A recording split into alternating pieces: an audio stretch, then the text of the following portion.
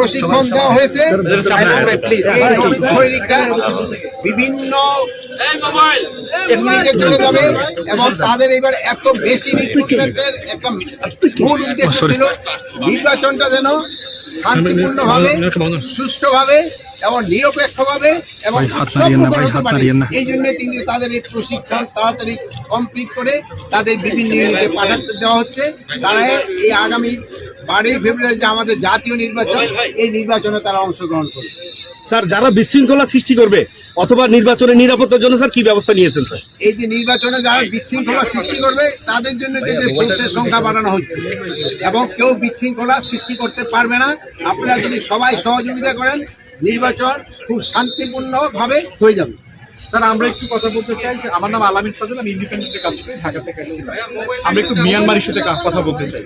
আমরা যেটা দেখেছি যে আমাদের সীমান্ত বারবার লঙ্ঘন হচ্ছে, আন্তর্জাতিক আইন তারা লঙ্ঘন করতেছে। পররাষ্ট্র মন্ত্রণালয় থেকে তাদের এখানকার যিনি কর্মকর্তা তাকে ডেকে তারা, কিন্তু মুশকিলটা হচ্ছে আরাকান তো আসলে মিয়ানমারের সাথেই নাই। তো সেই ক্ষেত্রে আমরা কি পদক্ষেপ নিব? আপনাকে এর আগে একবার বলছি যে যেহেতু ভাই নরিয়ান না ভাই, বৈধ রাষ্ট্র হলো মিয়ানমার, তোমরাই হবে আমাদের সীমান্তের নিরাপত্তা ও আস্থার প্রতীক। প্রিয় নবীন নারী শ্রমিকবৃন্দ, দেশের স্বাধীনতা ও সার্বভৌমত্ব রক্ষায় মহান দায়িত্ব পালনে পুরুষের পাশাপাশি নারীরও সমান ভূমিকা রেখে চলছে। মনে রেখো, বাংলাদেশের মহান স্বাধীনতা যুদ্ধে বৈদেশিক নারীদের অংশগ্রহণ, অবদান, আত্মত্যাগ অবিস্মরণীয়।